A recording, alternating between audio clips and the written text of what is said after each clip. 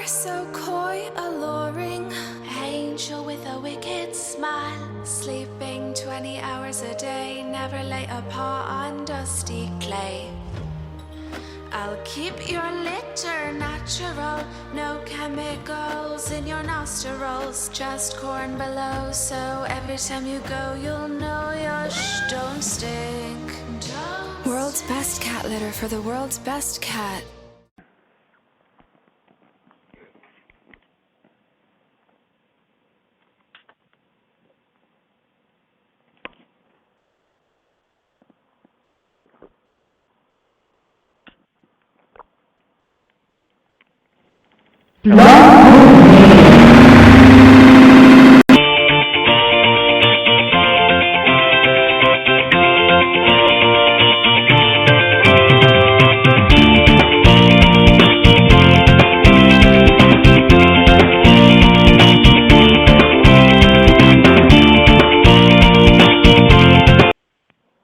Well, I think I'll give everybody a little bit of a break. I don't know what happened with the audio tonight, but anyways, good evening and welcome to Golf Talk Live, and I'll give everybody's ears a rest.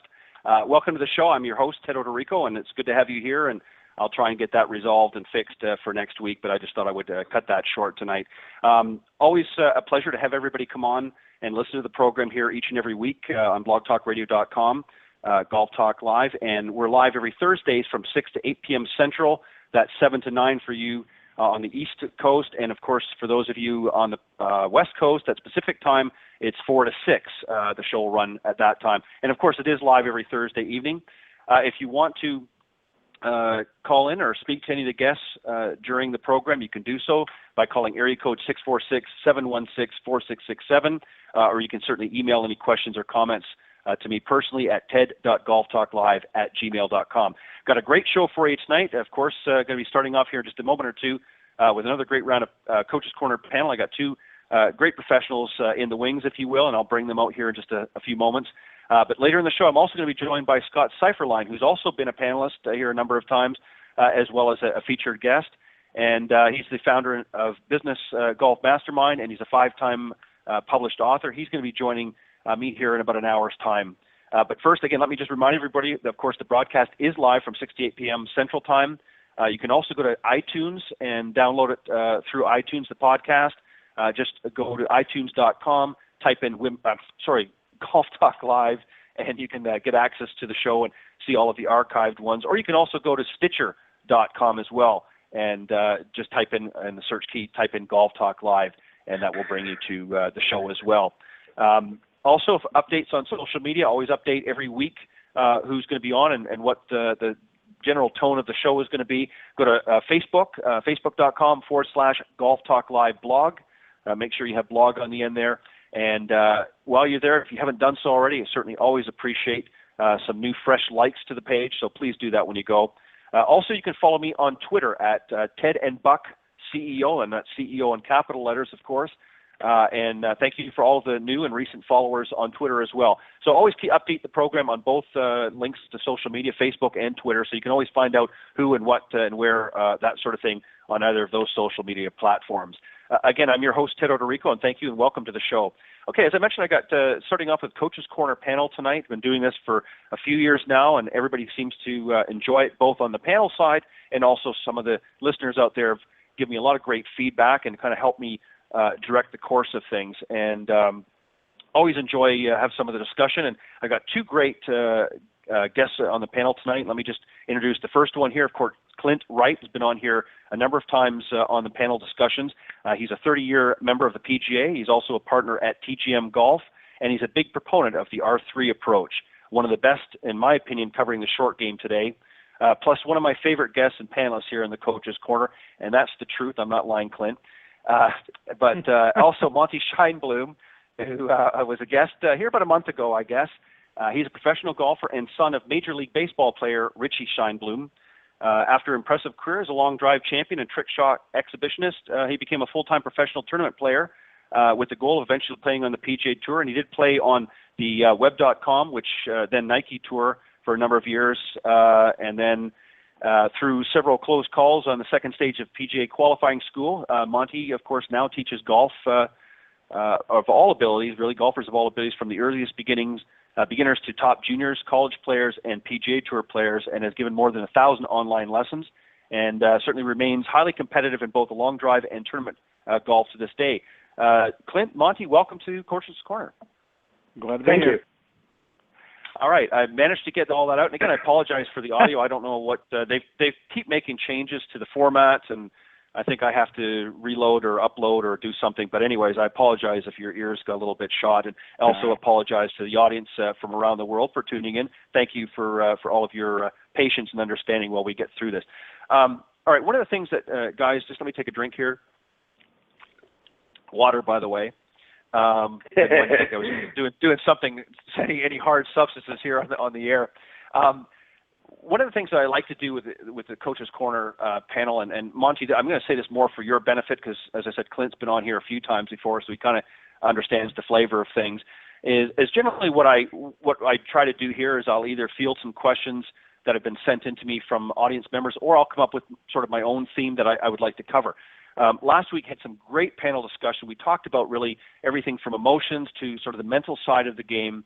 But one of the things I wanted to really talk about was the short game, and I wanted to really sort of zero in on that. So let me just read a quick intro here, and then we're going to get right into some questions here. Probably one of the most important factors to playing good golf is a player's short game ability. If you have a solid short game, then you can be pretty much assured of playing a decent round. On the other hand, if your short game isn't tight, then you're likely going to experience a whole host of problems throughout your round. It's one of the key areas that most amateurs fail to properly prepare for and or practice, as we all know in the teaching side of things, but is the one that should yield the most attention when putting together an effective practice session. So I'd like you to join the panel and I tonight as we discuss some key points to not only tuning up, but also sharpening up your short game. So, Clint, I'm going to start with you because I know that short game is sort of your specialty. Sure. Let's talk out with something real simple here to start off. What areas do we consider to be part of the short game? 100 yards in, pitching, chipping. Yeah, what is classified as the short game? Yeah, well, most people would say, from kind of your pitching wedge to the hole. That I guess would be kind of the short game area. I mean, the way I would look at it, I hit a pitching wedge about 110, 115 yards, so I consider anything inside 115 yards being part of my short game. Mm-hmm. I really don't call, I go along with what you're saying, but I don't call it the short game. Right. That's not what it's about. It's called the scoring game. It's your scoring shots, okay? Where do your scoring shots take place? Now, some people expand that out to 150 yards in. We focus from really about 100 yards in, and those are our scoring shots. That's where you make birdies on short par fours. It's where you make birdies on par fives, and where you save par on the par threes. So we look at it more as scoring shots versus, quote, short game, not to be argumentative about it, but it's the, where's your scoring shots going to come from? And, the average player out there is, 100 yards to the hole, basically. Right. Monty, obviously, putting is part of the scoring game as well. These are obviously areas that a lot of amateurs, as I mentioned in the intro here, this is an area that really a lot of amateurs fail to prepare properly for. We're going to talk a little bit about that, but I just want you to give some thoughts onto what Clint was just talking about, and do you agree with that? Is that pretty much the 100 yards or maybe 110, 15 yards in is pretty much the scoring zone?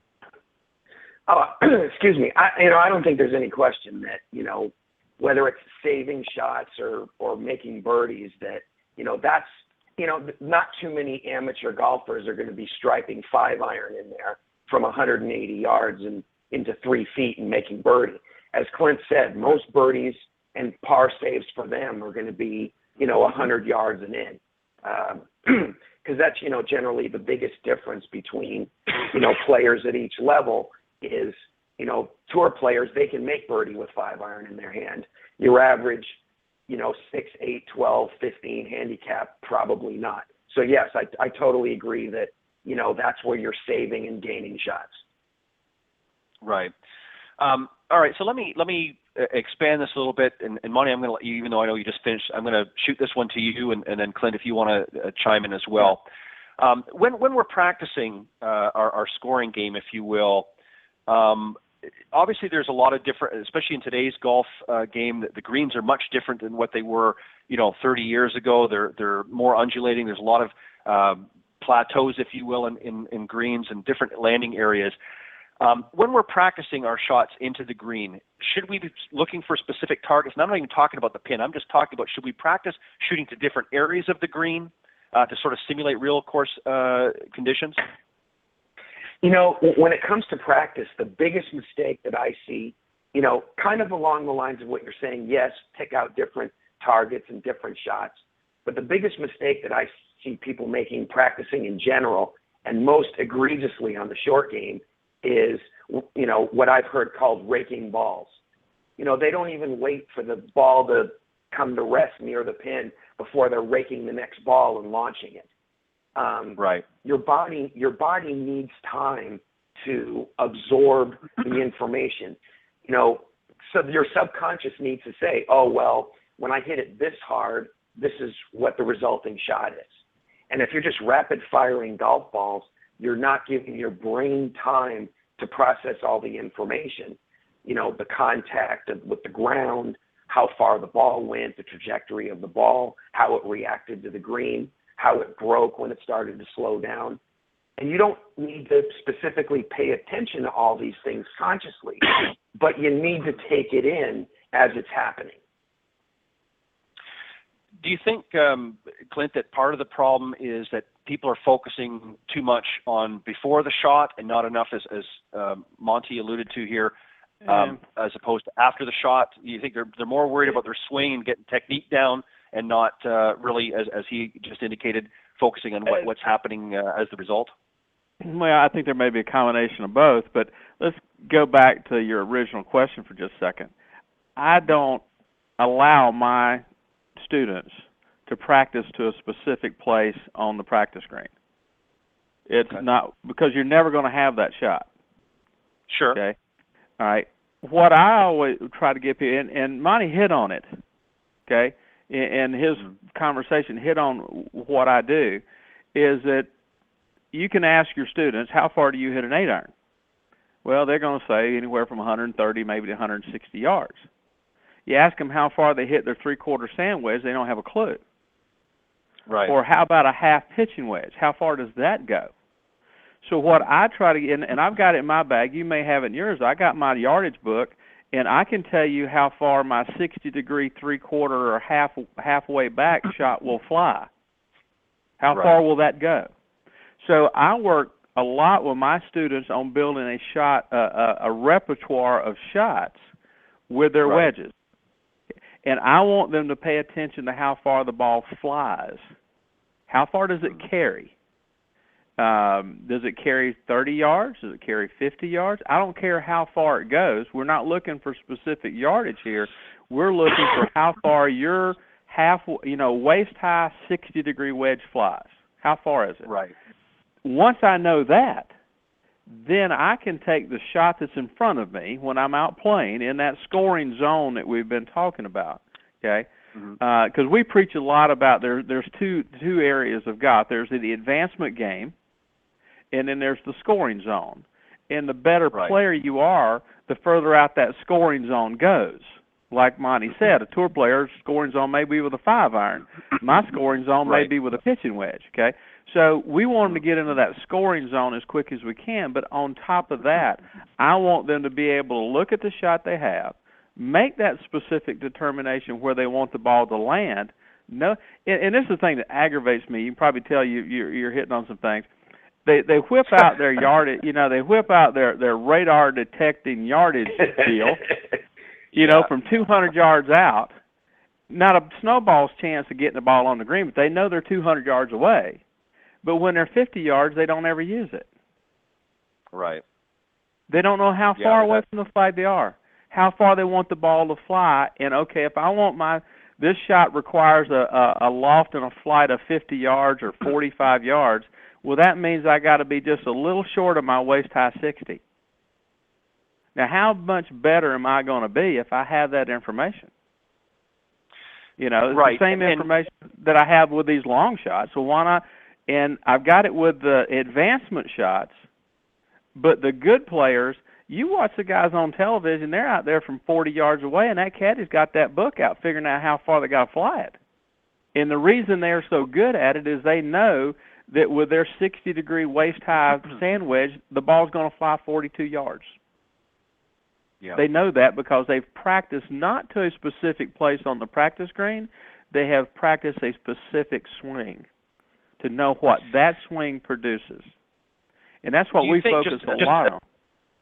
Yeah. Do you think, just as a follow-up to what you're saying, Clint, do you think that maybe part of the reason that, and this is kind of really why I asked this question, is a lot of people have sort of been brainwashed to, you know, think target golf. We've sort of been hearing that terminology for a long time, you know, hitting to your specific targets, which I understand the premise behind it. But I think what's happened is everybody sort of bought into that, and, you know, they're hitting to targets all the time on the practice range instead of.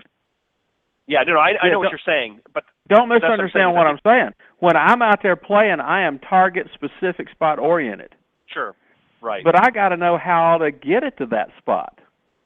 Right. And the only way I'm going to learn how to get it to that spot is to not practice to that spot. I'm practicing my stroke.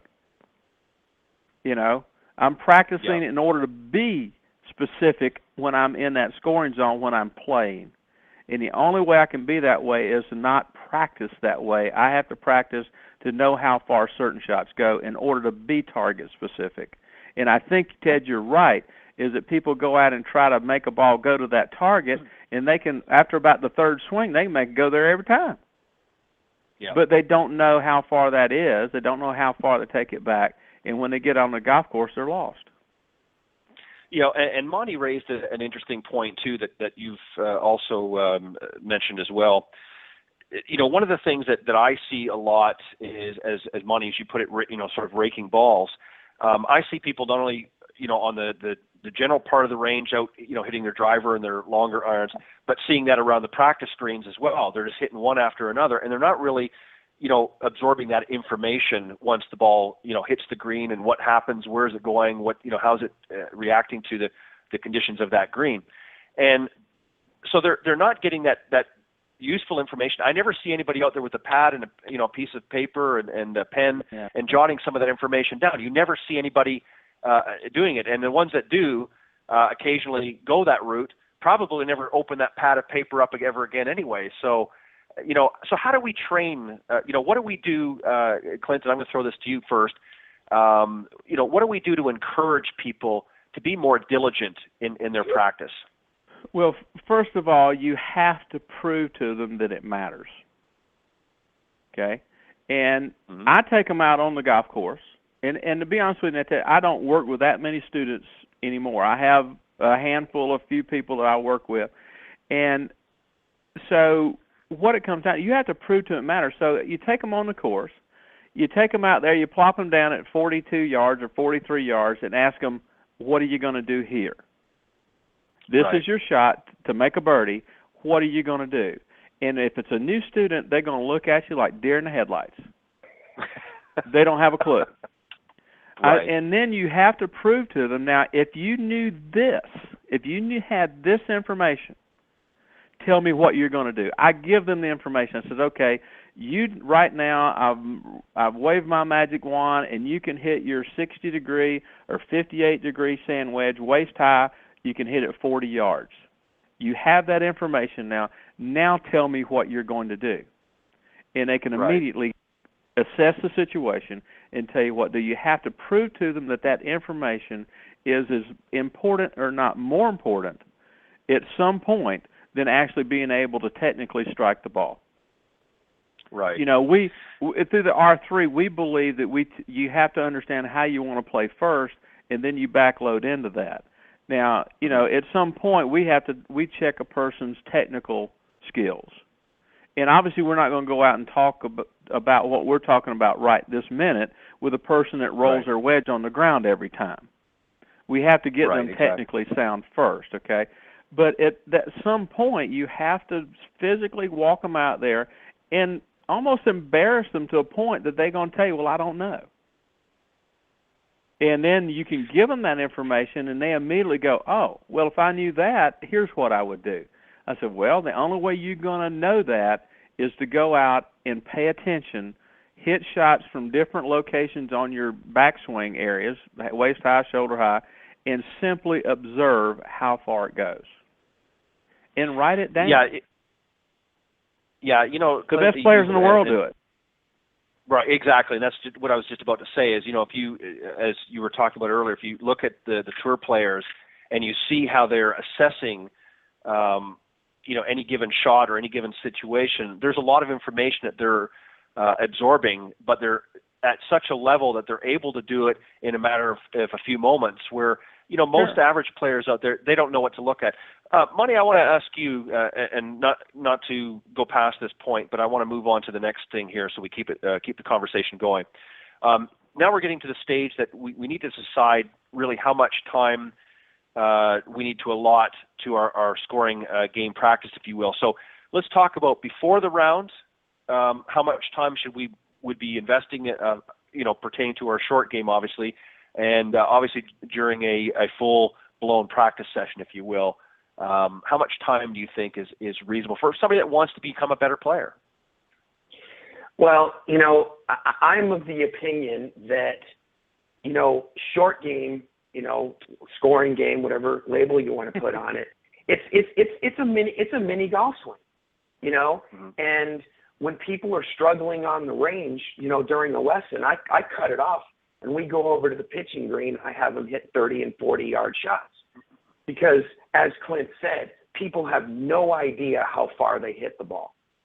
And, you know, so it all depends, you know, on what you're looking for. If you're struggling a little in your game and your rhythm is bad and your swing is getting off, you spend most of your time over at the pitching green and get your swing back online. But as to your original question,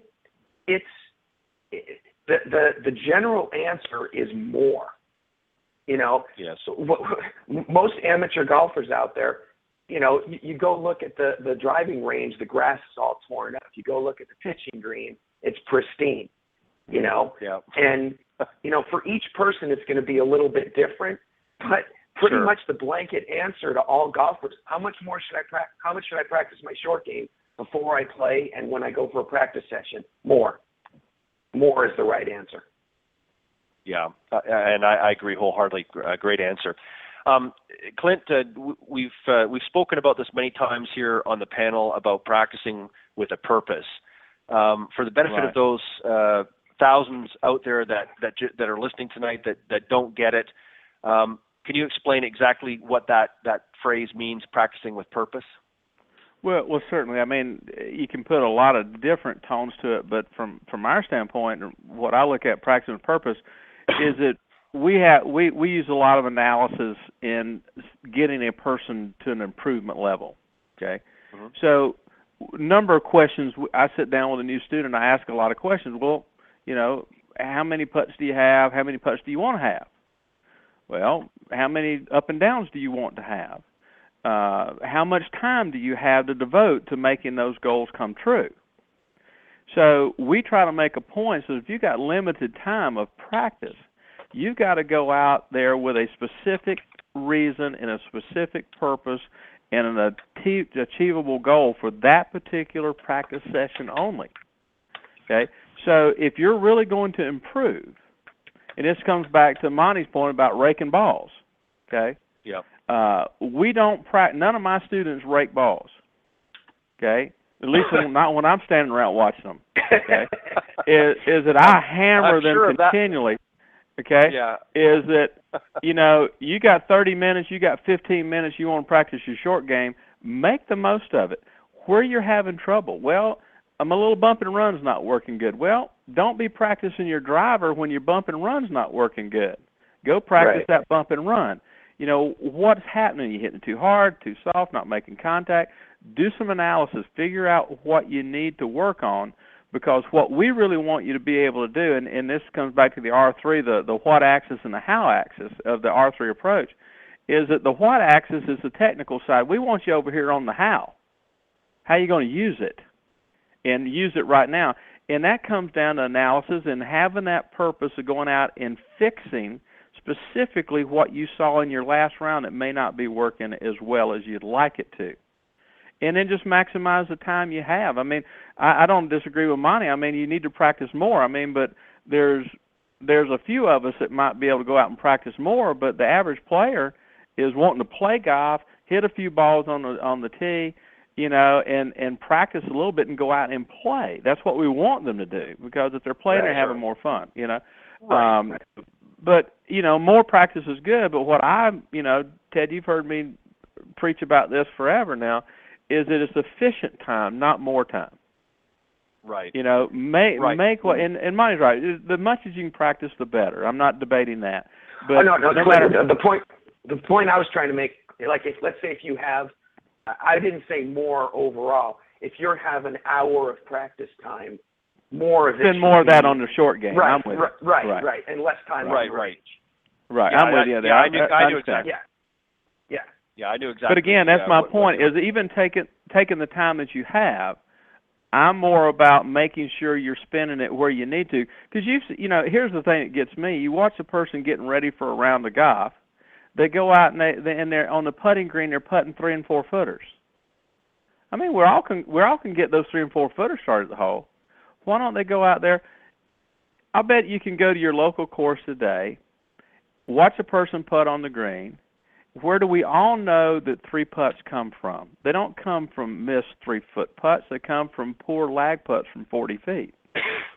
Right. Okay? So ask them how hard they're going to hit a 30-foot putt today. They don't know. Right. But if I'm going to go out and play, I'm going to find a flat 30-foot putt or 20-foot putt on that green and see how hard I have to hit that putt again on flat ground today. Yeah, I need that information. I need that information, you know.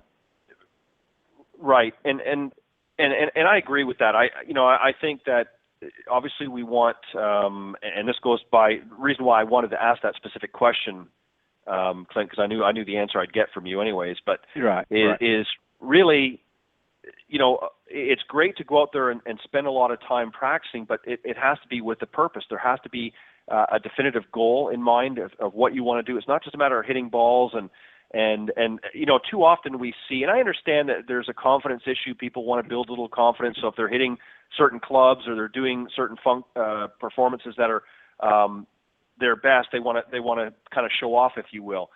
But they're not practicing the areas that they need to. Like if they're not, you know, hitting their chips effectively, then they need to be working on that. And this really brings me to, you know, one of the other areas. And Monty, I'm going to ask this of you. How do we overcome our practice sessions that are boring or become too routine? This is something you hear a lot out on the golf course. You hear a lot of people saying, I hate practicing, or I don't like to practice that much. I'll hit a few tee shots or something, and maybe a few putts, and then I want to get out there. Which I understand, Clint, what you were talking about. But Monty, there are those that want to get better, but they just don't know what to do. So how can we make it a little bit more interesting for them? Well, what I have people do is I have them, you know, everybody has their own little games they can play. You know, I'm going to hit this many and blah, blah, blah. I like people going in there and making things difficult on themselves, to force themselves. Yeah, exactly. So like I'll have them, you know, they'll have like a little soft pitch they would normally use with their L wedge, and I'll say, learn how to hit this correctly with a pitching wedge.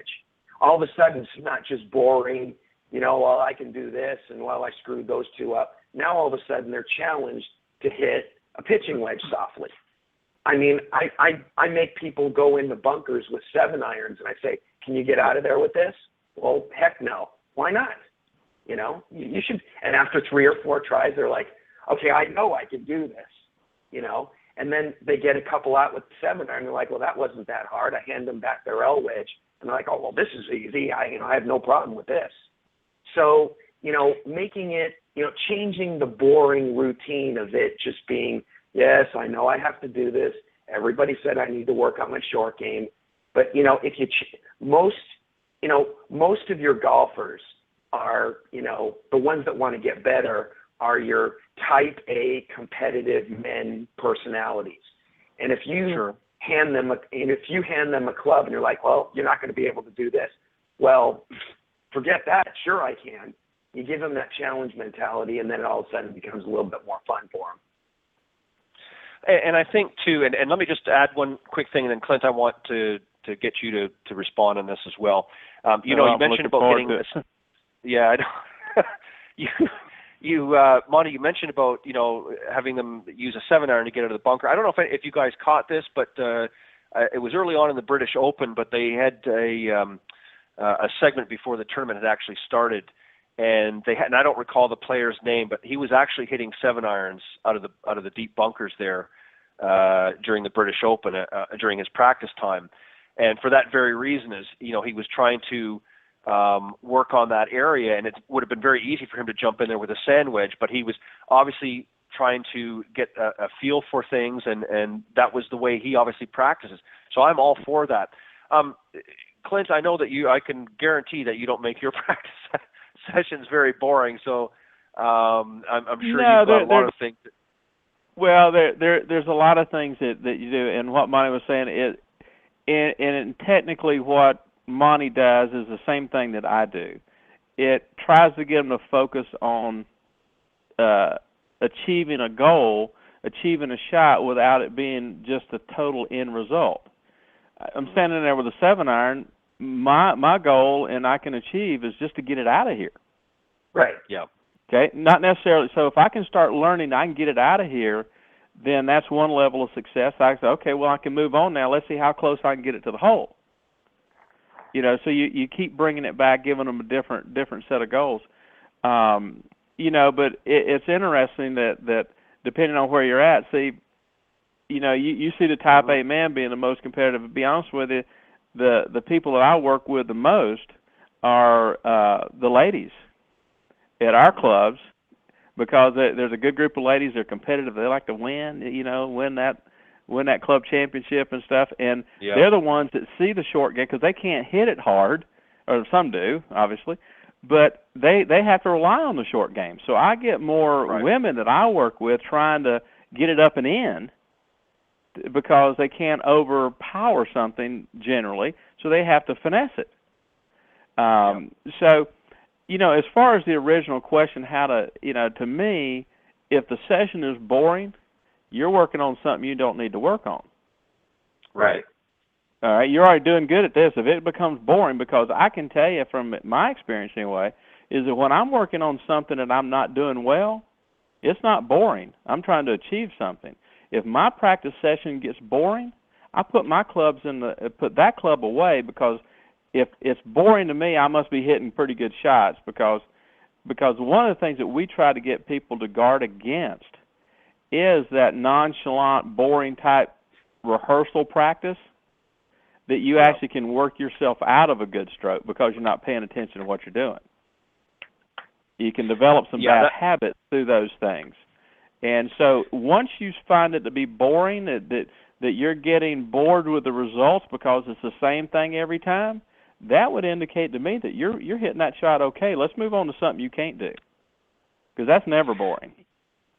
Yeah, and I agree wholeheartedly with that, Clinton. That's what I do. Is I do a lot of work with corporate clients, and that's one of the things that I try to get them to do, is to work on areas and work on situations, if you will, that they're not used to seeing, and to present that challenge. Because I know, being executives, and that's primarily who I work with, they're used to, I say, well, when you're in the boardroom or when you're in your office and somebody puts something on your desk, you read it, you look at it, and if it's a problem or a situation with your company that needs your immediate attention, what do? You analyze the situation, you come up with a game plan.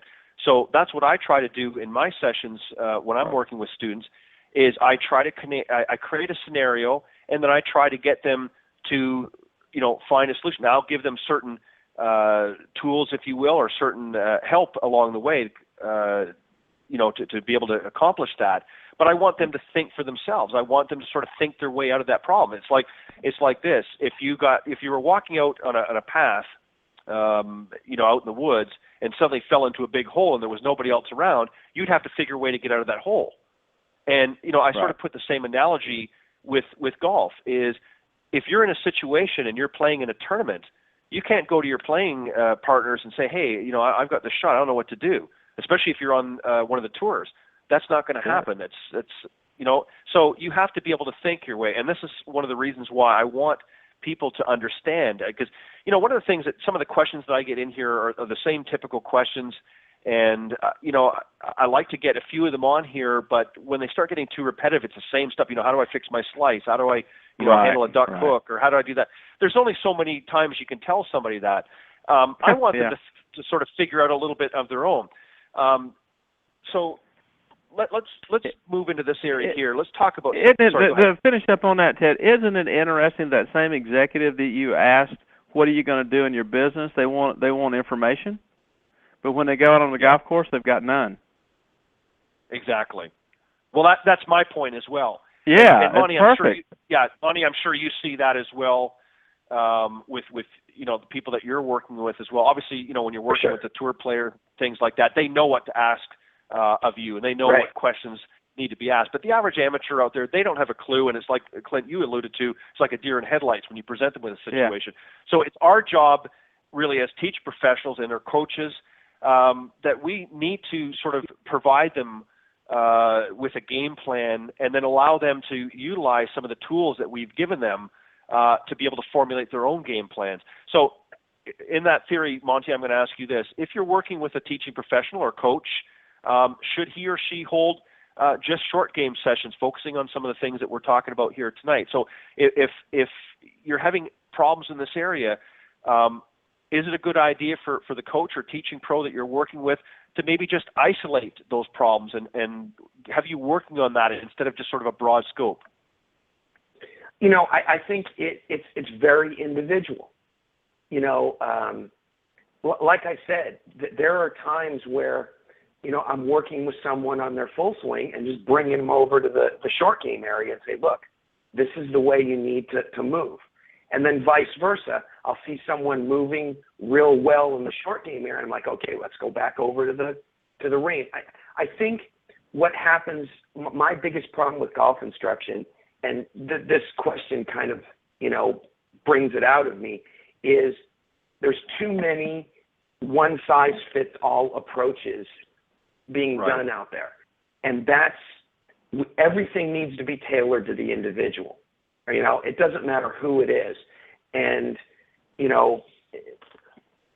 some people will come and say, oh, I want to learn how to hit my driver. And I'll watch their driver swing and say, okay, let's go learn how to hit a 30-yard pitch.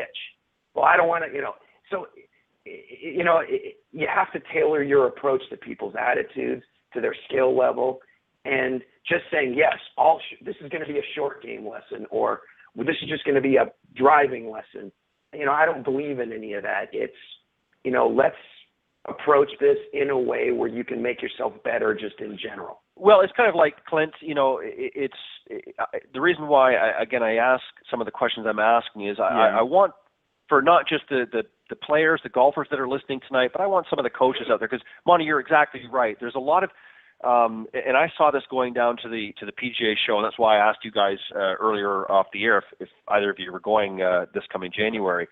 And one of the things that I saw a couple of years ago when I went, which I'm sure is probably repetitive, just a different package, but a lot of that sort of thing. It's like, well, we want to promote this and we want to promote that, and it's great. There's a lot of great tools out there, but it's sort of jumping behind this one ideology, if you will, and I don't think sometimes, as Monty and Clint, you both said, one size doesn't fit all.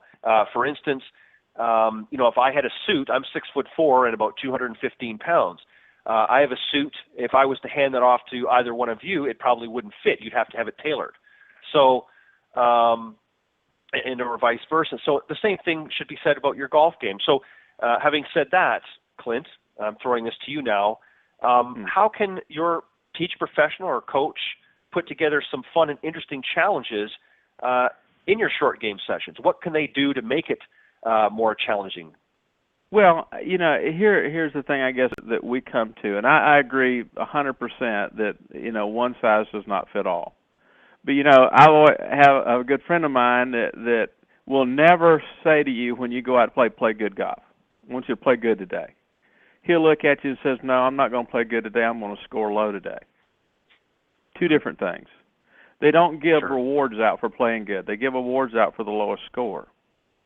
So what we try to do is get a person that says, okay, and again, here it comes down to my personal philosophy, is I try to get a person to begin to divide up in their mind advancement game, scoring zone.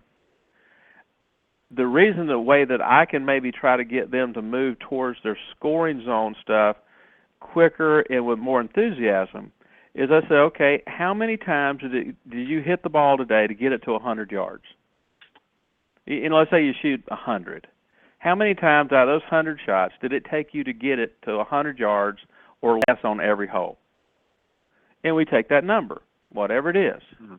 Says, okay, well, you hit it 40 times to get it there, or 42 times to get it there. You shot 100, so that means you hit it 58 times from there in.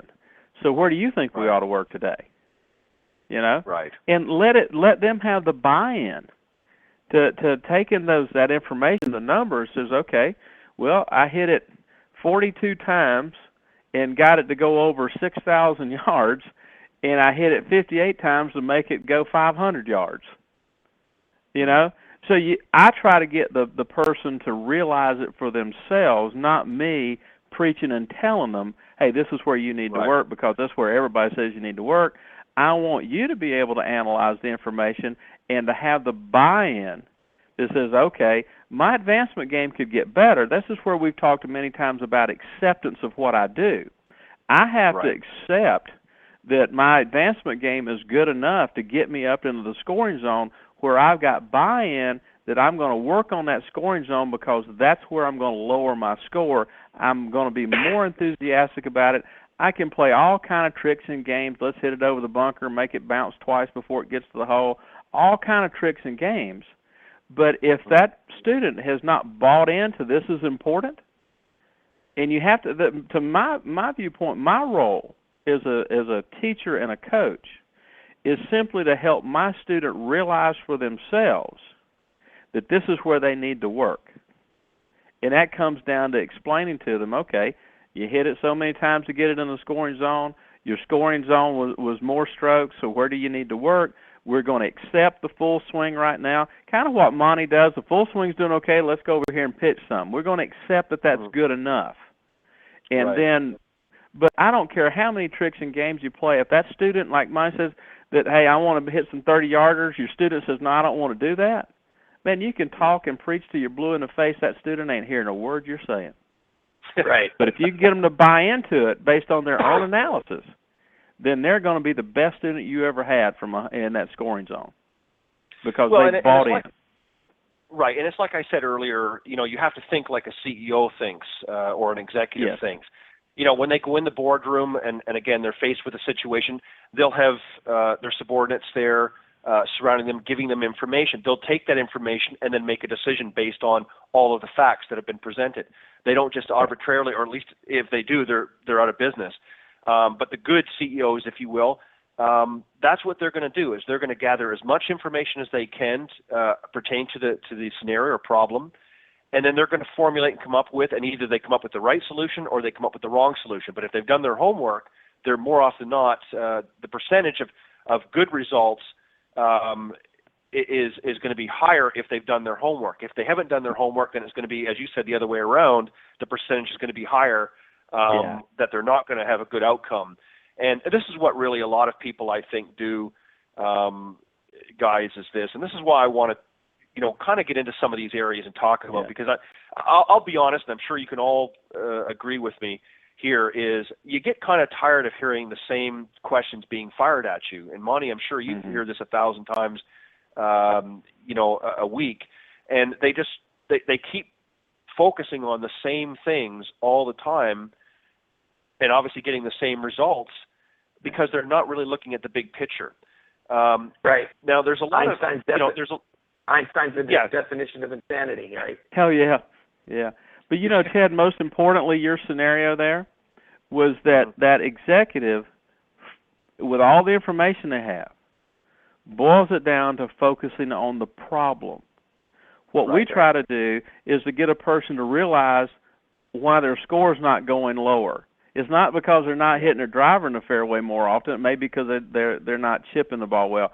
We want them to focus on the reason their score is not going down, and that information gives them that. That's a huge, important issue for the student to begin to understand what the problem is. Why their score, I'm hitting it better, coach, but my score's not going down. That to me is the perfect student. You got them. If they say I'm hitting it better, they've accepted it. And you move on to prove to them, okay, here's your problem. They'll buy in every time.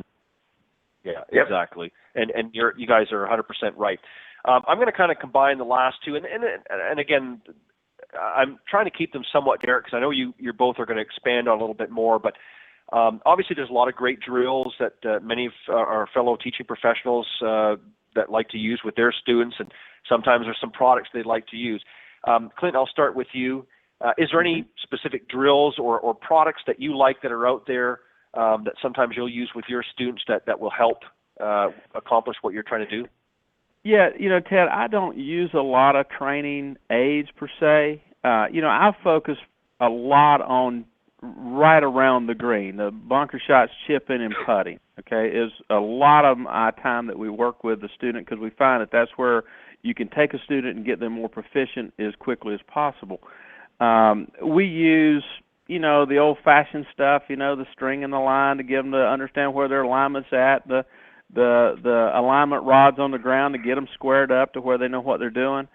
Kind of old school, to be honest with you. We use probably the newest thing is we videotape everything because I want the student to see it. I mean, I don't know, Monty, what you do for putting, but if you're teaching somebody how to putt and if you're not doing it, videotape them. It's amazing how absolutely. quicker, they'll do. And so we do use the video a lot, but the one, it's not a drill per se, but I like any drill to where you can get a person to begin to identify the path. Anything that, and some students will identify with different things, so anything a coach or student can do in order for them to be able to begin to truly identify the line they want the ball to go on is critical, obviously. But the one, not drill, but it's a test, is that in order to get a person to really buy into this, I use what I call the tee test. I put a tee in the green, stick it in the ground, put a ball about 18 inches away, and I ask them, can you hit that tee with this ball from 18 inches away? And they're like, well, sure. I said, okay, well, then that tells me that your putting mechanics is good enough to put the ball on line. So we don't need to worry about that. So we spend the rest of our time teaching them how to identify their line. And you'll be amazed how much better and buy-in they'll have. Oh, yeah, I can hit that tee. Hit it every time. Well, then your putting stroke's good enough. Stop worrying about it. If you can hit that tee, your putting technique is good enough, as I've said, to hit it on the line. So let's begin to teach you how to pick out the line. Most people don't know how to do that. Right. It gets me, tell me what the plumb bob means, Coach. They don't know. And so if they don't know how to identify the line, obviously how can they hit it on it, even if their putting stroke is capable of putting it on the line they've picked? So we focus a lot on convincing the person in putting and chipping that they can actually hit, their technique is good enough. And part of what we do, and I think maybe the most important thing I do with a student beyond the getting them technically sound, once we're there, we're over the hill, is teaching a person how to pick the line, how to read the green. Is it speed or alignment first? What do you pick first? What matters? How are you determining where you want the ball to roll? Because I'll promise you can roll it on it. And every tour player, every good player does it that way. They never question the fact if they can hit it on line because they know they can. Right. They see it all the time. I do something kind of similar with people that are having trouble pitching.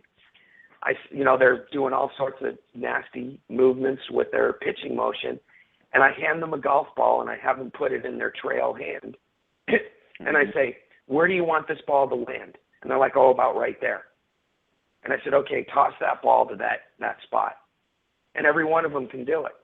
And I said, well, why can't you do that with a club in your hand? And they kind of look at me funny and go, well, I guess that's right.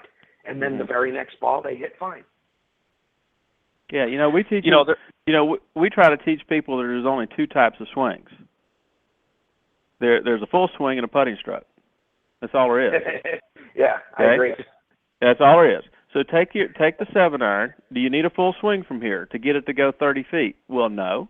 Well, then let's use your putting stroke. Do you know why you use a putter on the putting green? No rule says you have to. The only reason you use the putter on the putting green is you're totally convinced all you have to do is hit the back of the ball and it's going to make it roll. That's what you want it to do. So this 7-iron or pitching wedge is designed to put the ball in the air, so the player's responsibility is simply to hit the back of the ball with the club. Right. That's it. That's the only responsibility the player has, to hit the ball with the back of the club, and the club will make the proper response.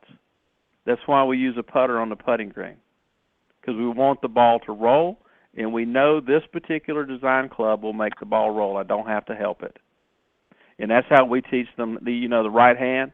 We teach them how just simply to hit the back of the ball just like you were putting. And we've all done this. That's nothing really new that I'm putting out there. But the way we go about it is tell them there's no such thing as a chipping stroke or a pitching stroke. There's not no man's land here. It's either a full swing or putting stroke. You make up your mind which one you want to use.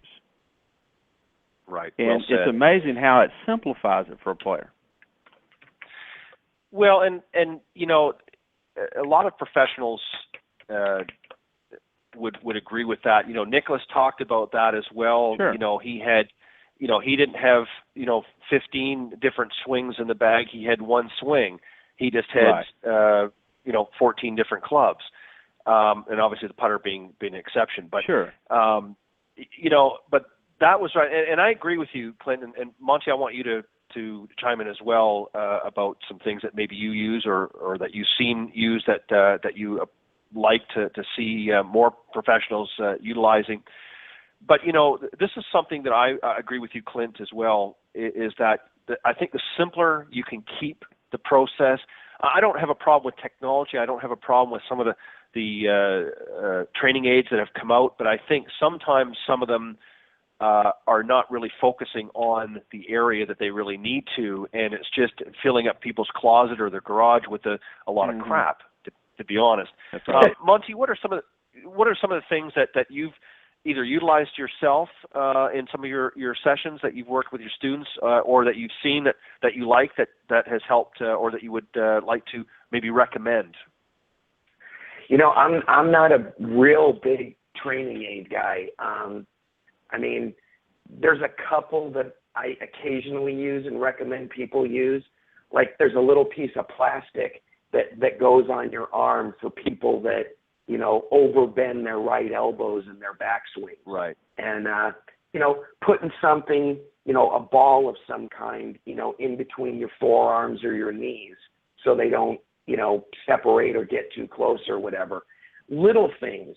You don't need a big, complicated $400 training device. Little things that help make motions more simple.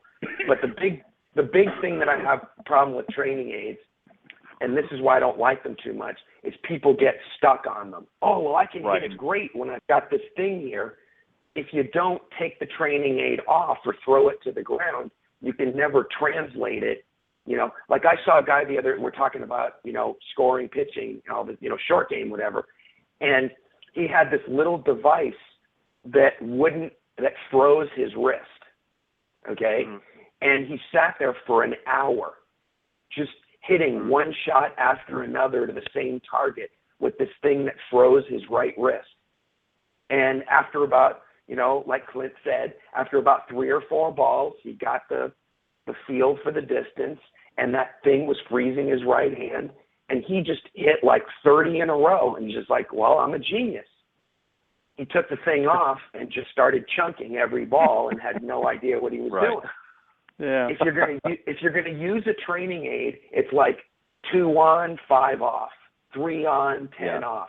You need to give your body time to, assimilate the new concept.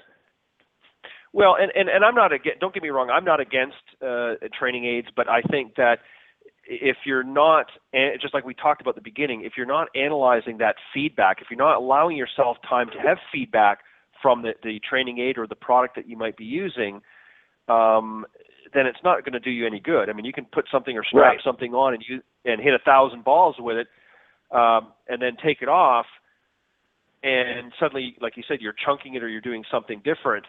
You're not allowing your time, just like you talked about, Monty, earlier, about hitting that pitch, that short pitch shot onto the green, and then raking another ball in before you even had time to see what happened to the first one. And that's what I see all the time, and it frustrates me because a lot of times when I'll go up and just hit balls myself, I'll sort of look around the range and, pardon me, and I'll watch what people do. And that's exactly what they do. They'll sit and rake ball after ball, whether it be on the driving range or being around the chipping and putting green. That's all they're doing, is just raking one after another and not really focusing on the results of their shots. They're just hitting ball after ball, just thinking that this repetition is going to solve their problem, and that's not the case.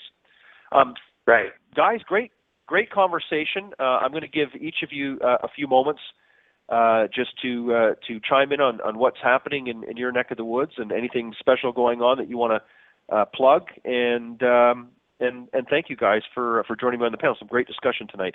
Clint, I'll let you go first. Okay. Well, Ted, again, it's been, me, I always have a little fun with these things, but we also get serious about it too. I think that's part of that lesson that we have some fun, but we won't be serious about it. Anybody can message me on TGM Golf, the R3 Approach Facebook page.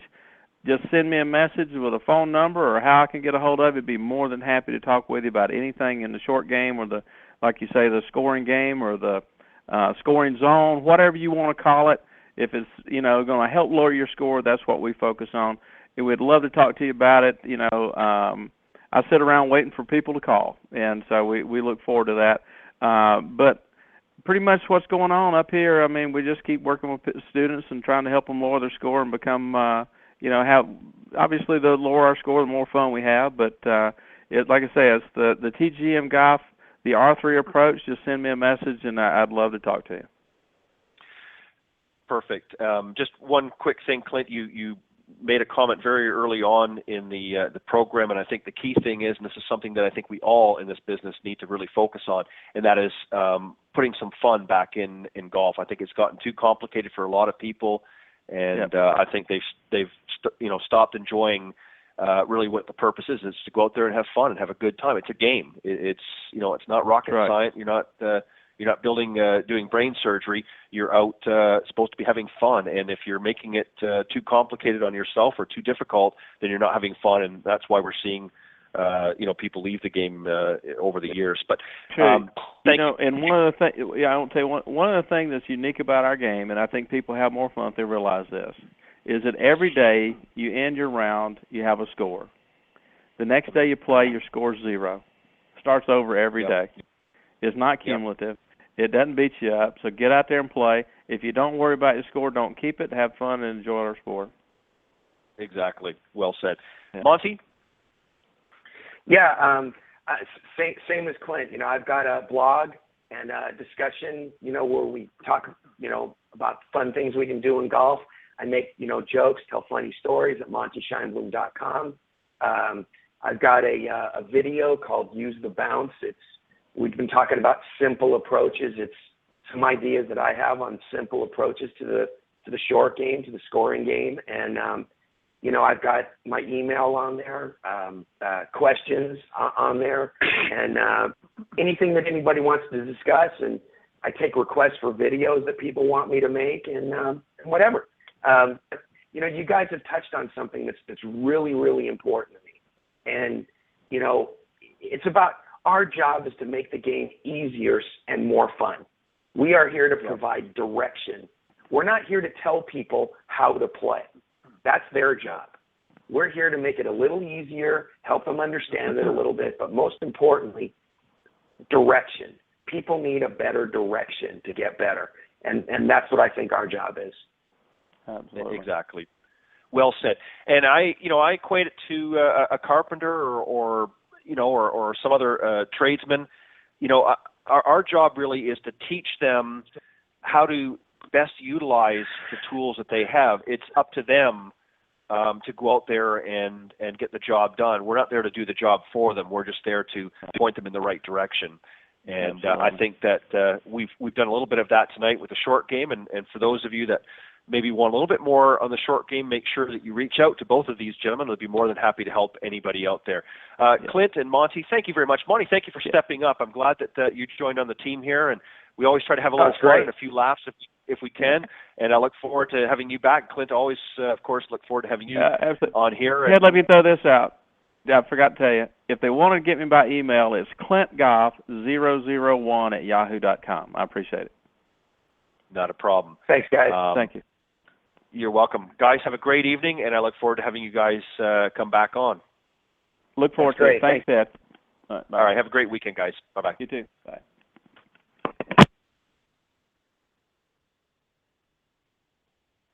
Okay, that was my special guests on the Coach's Corner panel tonight, Clint Wright and Monty Scheinblum.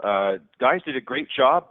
Thank you as always for pitching in, and I know it's not always easy to be able to give up your time. So I want to thank those guys for doing that. And now we're moving on to the second half of the show, and my next guest is the owner of GrandRapidsGolfLesson.com at Watermark Properties, and he's also the founder of Business Golf Mastermind Group. He's a 5-time published author and also a noted golf instructor in Donald Trump's book, Trump, the Best Golf Advice I Ever Received.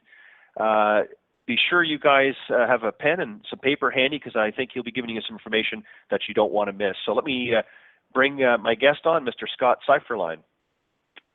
Hi, Ted. Good evening. Hey, Scott, Happy how are Thursday. you doing? Fantastic. Happy Thursday. Thanks for the great welcome and introduction. Not a problem, Scott. Always glad. For those of you that may be tuning in the first time, Scott Seifferlein, of course, is a great coach, teacher, and author, and just a whole collection of different things that he does to help grow the game and grow business. And Scott has also been on the panel, Coach's Corner panel, a number of times as well, offering some great insight into the game. And if you haven't had a chance to hear some of the earlier broadcasted shows, make sure you go to blogtalkradio.com and type up Golf Talk Live up in the search key, and that'll bring you to the main page, and just scroll down and you can see the on-demand section. And if you sift through there, you'll come across some of the great programs, and Scott will be in there a few times throughout the mix. And Scott, always appreciate your input into the program. Thank you. Now we want to talk about tonight, I know that you have something specific that you're working on right now that you wanted to talk about. So let's talk about your book, 19 Holes of Business Golf Conversation, walks people really through an outline of successful round of business golf. What are one or two of the most important strategies for business golf? Yeah, thanks for that introduction, Ted. I'm very excited about this book, 19 Holes of Business Golf Conversation, because so many people are in a position at work where they're invited to play in corporate golf events. Their boss asks them to go out and play golf, but they're just not sure. They're not confident about doing that. So that's why I put this book together as a helpful tool and resource to help someone work their way through a round of business golf. And one of the most important things, before you even really get into that round of business golf, if you can do this before the round, it's even better. If you can't, if it's the first 1, 2, 3, or 4 holes, make sure it's early on in the round that you get this done. But it's to find out their behavioral style, so who you're golfing with, whether it's a client or a prospect. If it's a client, hopefully you already know their behavioral style, but if it's a prospect, you're getting to know them. So that means what do they like to do in their spare time? Are they fast-paced or are they slow-paced? Are they more about their family, or are they more about what they did over the weekend, or are they more about their job? And you'd start to discover where their mindset is, and that way you can start to direct the rest of the round of business golf. So if, for example, if they're more about their family and what they did over the weekend, you can start to ask them about the favorite things that they enjoy doing with their family and what they like to do over the weekend. And you start to ask them, make it all about them. So once you know their behavioral style, the rest of the round of golf is not talking about your business or what you're going to sell them. Right. It is about learning about them, making it all about them, but in a structured way on each hole so you don't have to guess. And that's what the 19 Holes of Business Golf conversation is all about. You know on every hole, all right, I'm going to go through this system, and you may skip some holes because you don't necessarily need to use all the holes, but you are going to cover some of the topics in the book so that it helps facilitate a better relationship. You know, it raises an interesting, an interesting point as well. I mean, I've played in many tournaments over the years for business, and obviously tonight we want to talk. And let me just back up for a second before I jump in on this.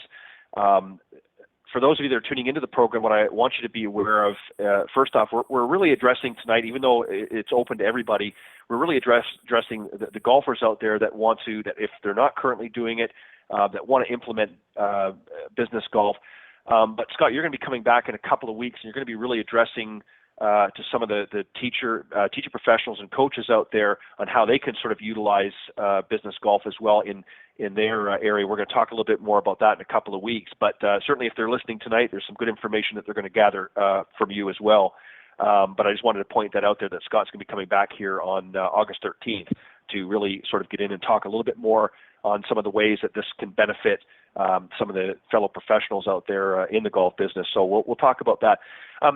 One of the things you hit on right from the get-go, and this is something that I've always tried to do, one of the biggest mistakes that I think a lot of business people do is when they get out there, they right away get into the sales pitch, they're talking about their products, and that's a huge turnoff, especially if you've got prospects with you. They don't want to hear about your product. They're out there to have fun. And you also have to remember, too, you talked about, sort of getting through that nervous, if they've not maybe played a lot of business golf. You got to remember that the people that you're playing with, more often than not, they're a little nervous as well. So one way to really sort of break that ice is to ask questions about them. Forget about the products, as you said, for a little while. Forget about the real, the purpose of being there. The purpose of being there is to create a relationship. And from that relationship, hopefully it will turn into business down the road. And that's really what you're describing here, correct? That is correct. So once you've figured out where they're really at personality, behavioral style-wise, let's say, for example, they are an achiever. They're in the fast lane. They're very job-driven. Then some of the questions you can ask them are similar to, like, what are your goals for your business? You ask them what they're looking to accomplish. You ask them what their favorite part of their business is. And so then you can make that conversation a little bit more about their business if they're that type of behavioral style. Right. And obviously if they're more family oriented, then you want to, gear your questions around family. Excuse me, pardon me. If you have a family of your own, then you might want to, talk a little bit about, each family and some of the things that are important, some of the things that are going on. Really the point is, Scott, I think, and the purpose really you wanted to come out with this book was really to help, because a lot of people, they just think it's driving up and teeing up and playing golf, but there's really a strategy, if you will, to playing good business golf. And it's not just about how well you play, it's about making the most time and making it effective while you're there on the golf course. Right, and so by the end of the round, we want to have a scenario where if you've gone out to play business golf with someone, at the end of that round, you know what they want to accomplish, whether your product or service would be a potentially good fit for them without even mentioning your product or service at all in the round of golf, unless, of course, they ask and insist upon it. And at that end of that round, whether you're basically vetting them, but you're doing it in a way that it's building a relationship, you're learning about them, you're asking them good questions. And so it's very comfortable at the end of that round to make another follow-up meeting where then I teach a system where it's a 4-step client conversion process, where if it is a good fit, you've vetted them out through that round of business golf. Then you do the business after the round, or really, and better yet, is a follow-up meeting, either another round of business golf or at the office.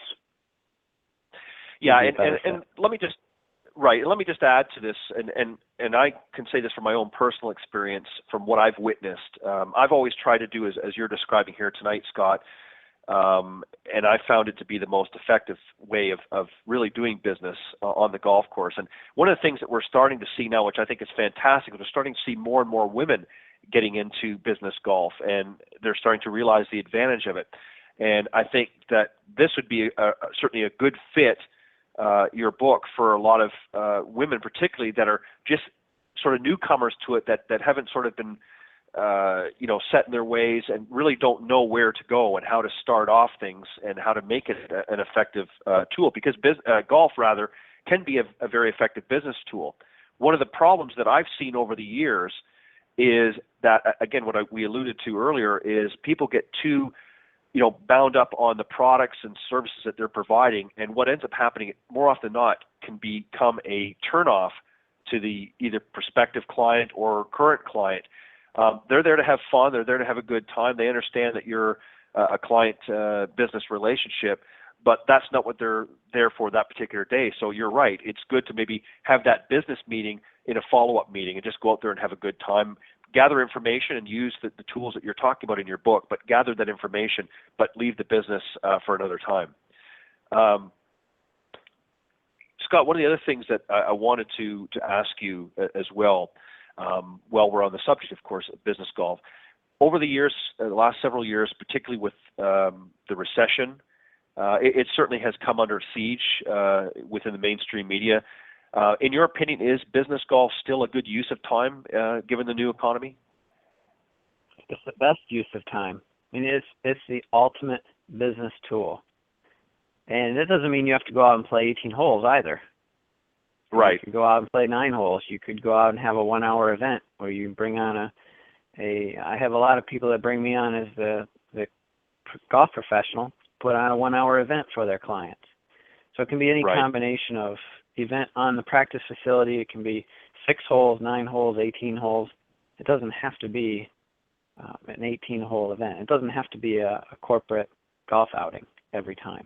Sure. You don't have to limit yourself to that. So there are a lot of opportunities that you can still take advantage of business golf, even in the new economy that we have. Why do you think, just sort of to roll back a little bit in time, why do you think golf has proven to be such, I mean, really, I can't think of anything, and I know this might sound a little biased coming from either one of us because we're both in the golf industry, but really, why has golf been such an effective business tool, do you think? Well, it's pretty hard to fake your personality on the golf course for that length of period of time. The game of golf really brings out who you are. Sure. And that makes it a very powerful relationship tool. And it makes it a very powerful vetting tool in a way, because you get to determine whether you want to do business with that person. Right. And also, too, the time factor comes in. I mean, a lot of times if you're setting up a business meeting, you might be lucky. You could have anywhere from a few minutes to, depending on how it goes or what the outcome of what the agenda of the meeting is, you might be lucky to get 30 minutes to an hour if you're real lucky. In a golf session, especially if you're playing 18 holes, you could be looking at anywhere from 4.5 to, depending on the event, you could look upwards of 6 hours that you have that individual's attention. So there's a lot of time to really, be a sponge, if you will, and by asking questions and as you say, vetting that time and gathering information about your prospective client. And that information is valuable. And I don't know of any other really venue, if you will, or opportunity that you have that much time to have a prospective client in front of you. No, there really isn't, and especially it makes it about them as well. You can't have that at a sporting event when you go to a sporting event and they watch somebody else, and it's about these all-stars, professional athletes. And so then they go home and, well, that was fine, right? Stayed in a suite, whatever, talked to this guy that wanted to do business with me. But out on the golf course, it creates water cooler conversation the next day, because it's about them, and they make that 20-foot putt on 17, and they remember, wow, that was something I accomplished. And I had fun with this guy, too, or this gal that took me out there. And you know what? I kind of like them. I think it would be a good idea to continue that relationship and see if it might be a good fit to work with them in the future.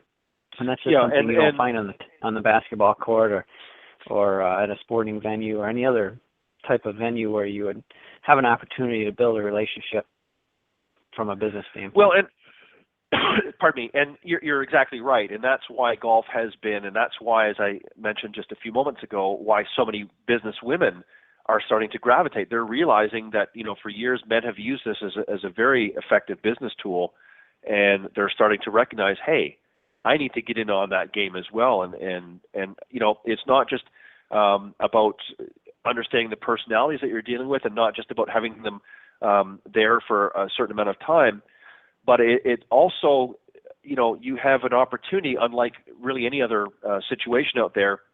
You're hitting your shots, let's say off the tee, and depending on whether you're driving or in a cart or you're walking, you've now got several moments of time until you get to your next shots that you can use that to gather that information.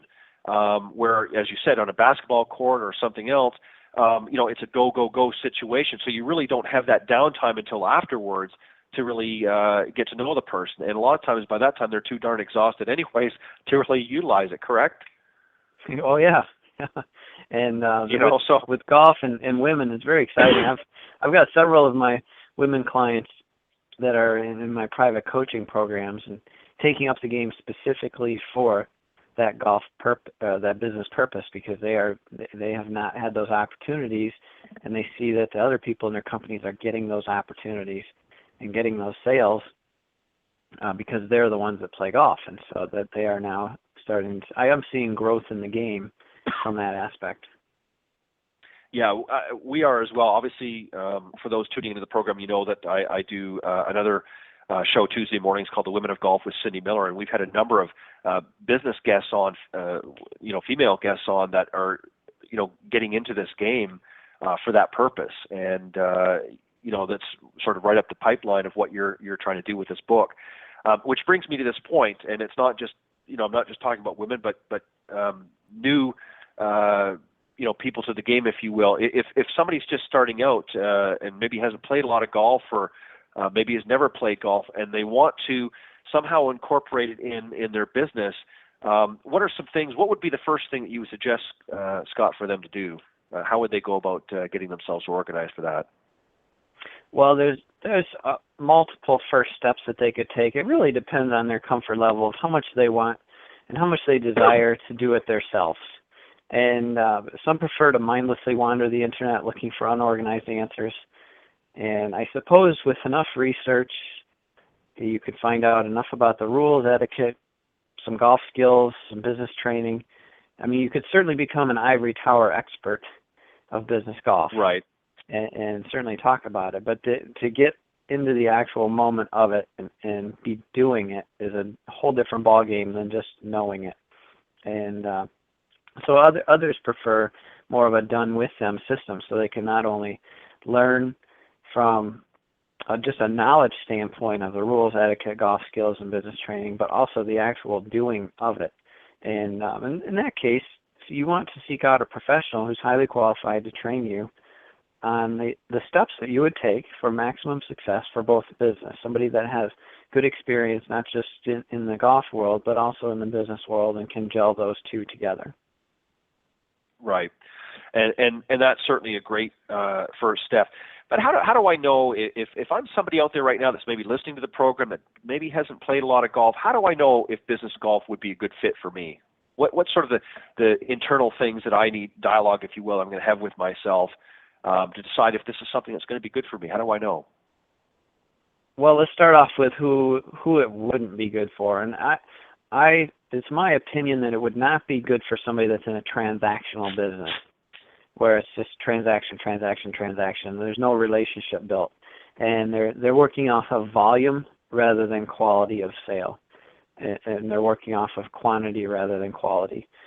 I would say business golf is really best for those that are in a relationship selling environment, and also where the lifetime value of the client is somewhat significant. And so if you're in a scenario where the clients might be with you for 1 month, that's an awful short time. Business golf is not just a 5-minute meeting and then, we're going to do business together and it's a $500 transaction and you'll use my services for a month and then you'll be done. It wouldn't really make sense to go out and play a round of business golf with somebody. in that scenario. Right. But for my business golf mastermind groups, our base qualification is that the clients of these people that are participating should be worth a minimum of $10,000 per year in revenue to their business, and preferably have a lifetime value of at least 10 years. So they're looking at, if I get one new client from playing business golf, it's worth $100,000 to me. Sure. And now it's worth investing in that client, investing in building that relationship, investing in vetting out the right clients, and the time and process that it takes to schedule that round of golf, to go out and play that round of golf, to build that relationship, to maybe do a follow-up round of golf, to do follow-up meetings. And there's a multi-step conversion process when you're dealing with a high-value relationship business in that aspect. And so that's kind of our baseline, is $10,000 per year in revenue that client would be worth, and then a good 10 years of lifetime value on average.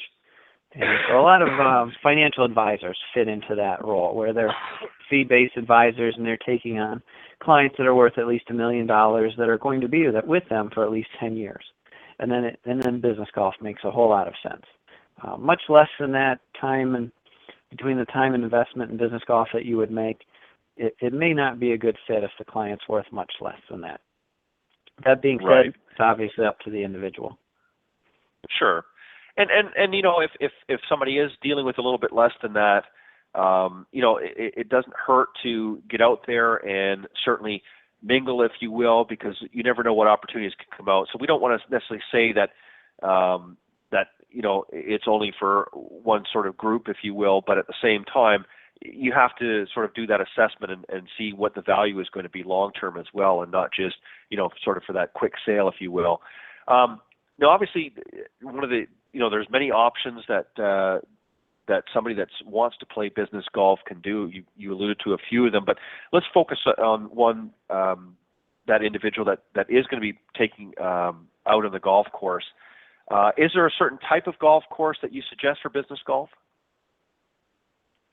Yes, and that very much depends on the value of the client that you're bringing in, that client's experience, that client's personality, if you know it in advance, or that prospect's personality, if you know it in advance.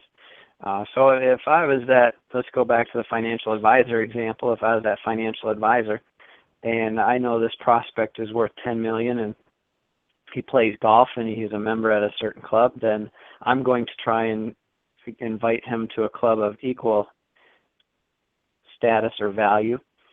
And if it's a public or resort facility that I'm taking him to, I want to make sure that it's a equal or better status and value. So it would be a high-end experience if I was going after a client like that. That's going to be a big-time, lifetime value client. I would not be taking them to a $50 golf course. Let's put it that way. With the exception of if I knew that they were very casual, new to golf. Maybe they weren't the country club style. Maybe they were more the flip flops and shorts and t-shirt kind of style. Then I would consider not taking them to the higher end facility.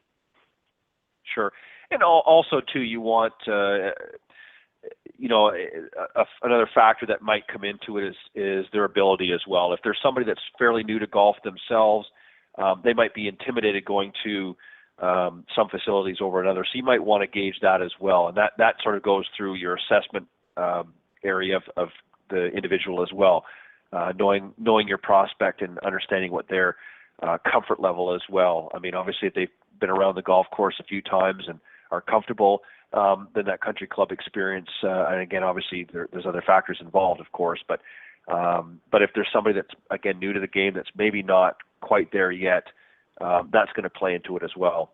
Scott, Ken, and then I would ask you this, and what I've been working with on our clients is that even though that they may not be that experienced or that great at golf, we could still take them to a nice facility. We just have to adjust how they play the game. So we may start them at 150 yards and play in from there, and not play by the rules. Hey, if they hit in the water, we don't count a penalty. And we don't have to be the rules Nazi out there with this prospect. And so what do you think of that as an option for taking somebody and still taking them out to a top golf course. Yeah, exactly. I agree with that. You want to make an experience. And the other thing too as well, obviously the one thing I would suggest, and I think people should do this anyways, unless you're somebody that is at the championship level, if you're going to play from tees, move up. Don't be playing back from the championship tees if you're a high handicapper yourself. That's what I would say to some of the golfers out there that they want to have a good experience. They want to take their prospective clients to a good golf facility, but be realistic in your own assessment as well. Because the last thing you want to do is be playing back from the furthest championship tees, and you're not able to really warrant it yourself. You don't want to be making yourself look foolish. So it's there's nothing wrong with moving up a little bit. And if your client is in agreement with that, as you said, if they're not that good themselves, then play from 150 yards in and just make it fun. The real thing, Scott, that I look at when I play business golf is I want to make sure that the prospective client or individuals in my group are having fun. If they're not enjoying the round, if it's stressful or overwhelming for them, then they're not going to have a good experience, and it's just not going to be a pleasurable day. And obviously, optimum number one is we want them to have fun and have a good, enjoyable day. Like you said, the next day when they're standing around the water cooler, they're going to be talking and having some great stories to share. Yes, and we certainly, even for ourselves as the host, we don't want to be on the back tees where we have 240-yard forced carries and we're looking for our ball all day. You're not going to be able to facilitate a very good business golf conversation if you are the one that's looking for your ball all day long. I'll tell you a short story. Right. A couple of years ago, we took a business round of golf, new golfer, out for just 9 holes. And we took them to a nice country club. It's a very difficult country club. There's water everywhere. It's very narrow, extremely intimidating. And he had a great time because of the system I put in place. We started him at 50 yards. And that took out all the intimidation. He didn't feel like he had to add all this pressure. And then every time he scored 5 or better, we moved him back. So he went all the way back. By the last hole, he was playing from 125 yards. And I helped him facilitate that conversation along with the person that he was playing business golf with. And so that was a lot of fun. At the end of the day, he didn't feel like it was a lot of stress. He was nervous in the beginning, but he quickly adapted because of the format that we put in play, and he enjoyed we were able to have some business golf conversation, and he enjoyed the day. So that's a way that you can do it. And he didn't at all feel cheated, like he didn't experience the whole golf course. He was actually quite pleased that he didn't have to experience the entire golf course as a new golfer. Right, exactly. Excuse me. And that's really what I'm getting at is, you really need to understand who you're dealing with and be realistic. There's nothing wrong. You can always play things a little bit differently once especially your first time out. I think that's where you really want to be a little bit more forgiving and a little bit more less challenging, shall we say, going out for that first time, because you don't know how either one plays. You don't know what their expectations are, and they don't know what your expectations are. And I think sometimes if you can kind of scale it down a little bit the first time out and kind of get your feet wet as well, I think it makes for a more enjoyable. And then you can kind of gauge from there where you want it to go the next time. And if you do that, I think they're more apt to want to come out the next time and enjoy a great round of golf together with prospective client or business relationship. Which brings me to this question. Business Golf Mastermind Group, of course, is a private group of business professionals who obviously love golf. What insight can you share or can you give with us what goes on behind the doors? Yes, good question. We are using a business growth system that teaches them how to leverage golf as a business tool. That is the main focus. And we teach them a 7-step qualification process to hand select the best prospects for business golf. So it's not just about going out, okay, I'm going to play business golf this year with no plan in place, and then just randomly selecting people to go out and play business golf. There's actually a strategy behind it. There's a lead system built into the training that helps vet out the very best people to play business golf with. So we know in advance, before we go out and play that round of business golf, that there's a pretty high probability that this is the right prospect. And so we very carefully vet out the right people to play business golf with. And then we obviously go through the 19 holes of business golf conversation and learning that, internalizing that, so it's very smooth out on the golf course and very natural, and very much just like you're going to go out and meet somebody at the bar and have a conversation, or meet somebody at a party and have a conversation with them. And then we teach them the 4-step client conversion process to acquire clients after the relationship has been built on the golf course. Outside of that, as a golf instructor, I put on my golf instructor hat, and the fun part for me is I get to teach them how to hit it longer and straighter than they ever have in their life. And so that's the 20-yard bonus that goes along with the additional revenue that they gain from the business golf sales and the new clients that they acquire through business golf. And so that's just a little bit about what goes on in the business golf mastermind group. Perfect. And Scott, give us some examples, if you can, of what not to do during a round of business golf. What are some things that people need to understand, that when you're out there, you're going there with a specific agenda, of course, but besides just having fun, what are some things that you would maybe caution those that want to get into a little more business golf, what not to do out there? That question makes me think of a while back, Golf Digest came out with the 18 most annoying golf partners. So, and you can find that pretty easily on Google. Just Google 18 most annoying golf partners, and it'll come up. And those are great examples of what not to do on the golf course. But it also reminds me of a friend of mine who went out, and he was actually invited to go play golf, but he didn't know it was this person wanted to do business with him at all, or he didn't know that this person wanted him to do business with him. He just thought he was being invited out for a round of golf. And so they went out to play, and they just played golf, and the next day, and he invited him to play golf again, and they went to play golf again. Halfway through the second round, without this person ever asking my friend about his business or anything about what he wanted to accomplish, he just kind of awkwardly said, "Have we played enough golf that I can start to talk business with you?" It was just very awkward question. Halfway through the second round of golf, without ever building the questions in advance and building that relationship from a business standpoint to begin with. And so it was just very inappropriate at that time. Pardon me. Scott, excuse me. One of the things that, and you alluded to in the beginning, really what has to happen in business golf is there has to be a relationship of trust.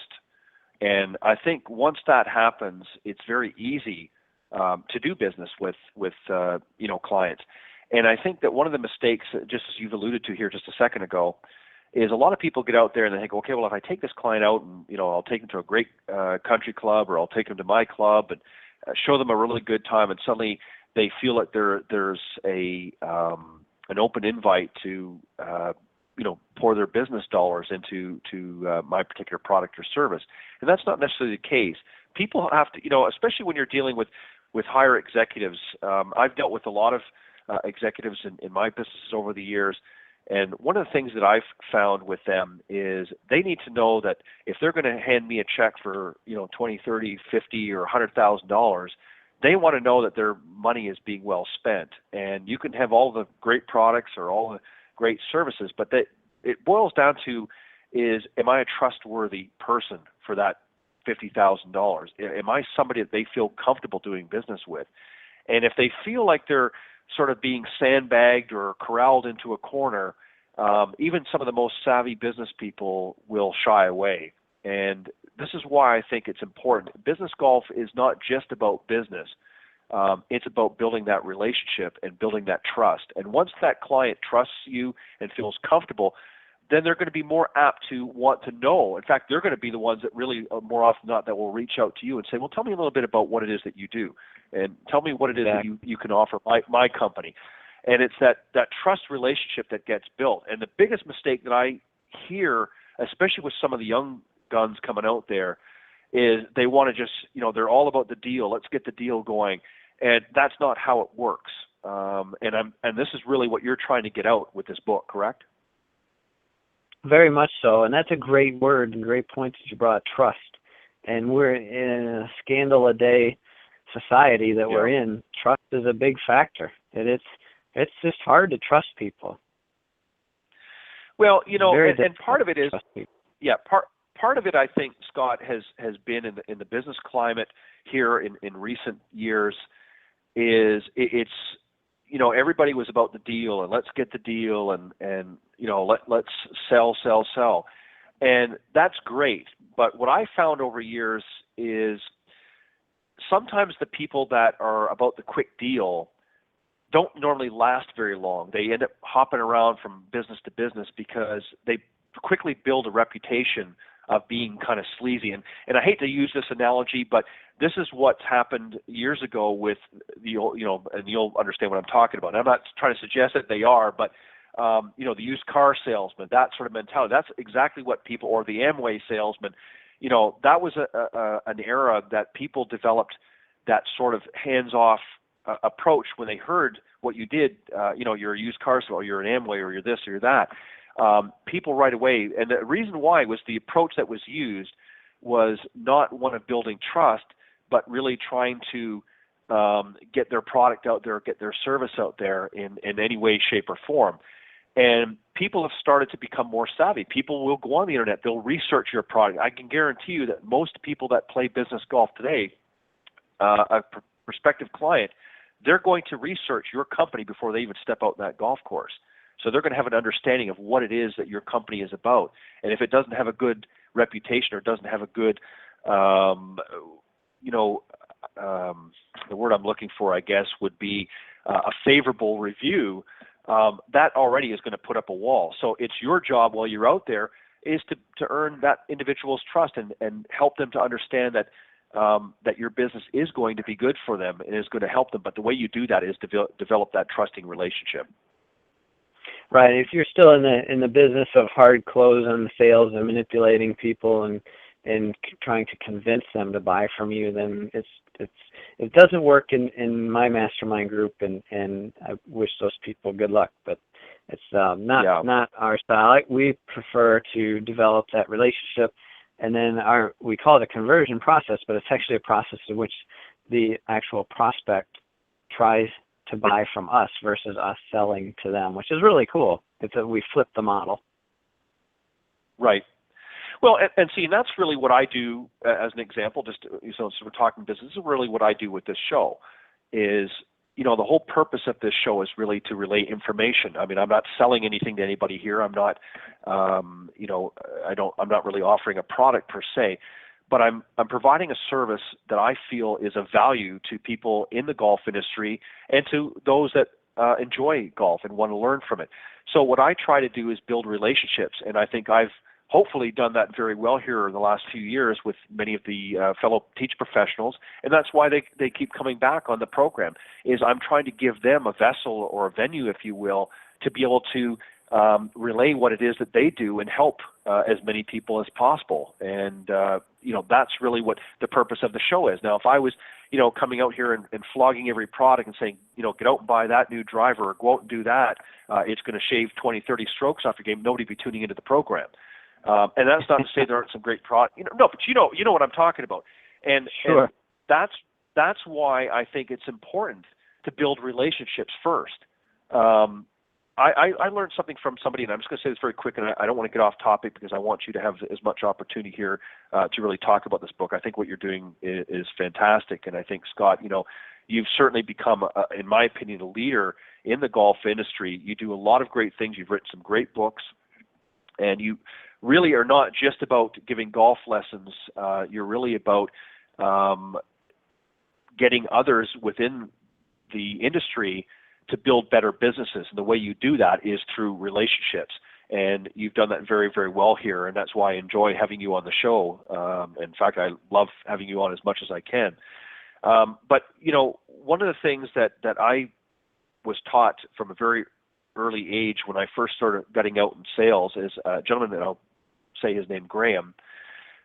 He was an older gentleman, and he said to me, look, it's better to be a steady Eddie than to be a flash in the pan. And he gave me an example of this, and he showed me, some guys that were in the same industry as we were at the time.